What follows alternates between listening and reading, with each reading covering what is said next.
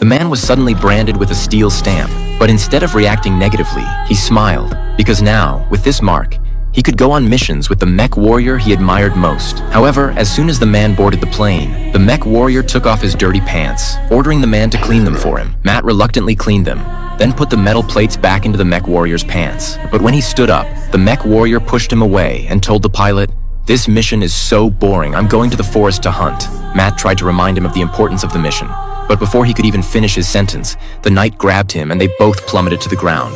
Seeing the helicopter fly away, Matt could only helplessly grab his luggage and follow the knight deeper into the forest. However, to his surprise, Matt found traces of their target. The target was a doctor and a dog. It seemed the target had stayed here and might not have left yet. Looking at the dark cave ahead, the knight decided to go in and investigate, but he ordered Matt to go ahead and scout the path. Even though the knight, in full armor, would have been safer, he insisted that Matt go first, clearly seeing Matt as nothing more than a tool. As his subordinate, Matt had no choice but to obey, carefully stepping toward the dark depths. Inside, Matt didn't notice anything unusual, but when he turned around, he was shocked to see a mutated bear standing behind the knight. The knight, terrified, tried to shoot, but to his surprise, the bear was extremely clever and bit through the machine gun first, completely disabling the knight's weapon.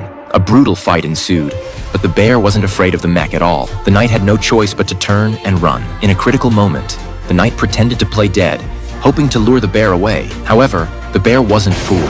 It slapped the knight away, and as the bear was about to tear off the knight's armor and eat him alive, Matt took decisive action. He shot the bear twice in the head, successfully ending its life. After saving the knight, Matt quickly removed the knight's helmet to check his injuries, but unexpectedly, the knight exploded in anger. Instead of being grateful, he yelled at Matt to get the treatment needle right away, and insisted that the higher-ups would blame Matt for his negligence. He threatened that negligent subordinates would be hung in the air until vultures ate their flesh. Matt could no longer tolerate it. He never expected the knight he had idolized as a child to be such a person.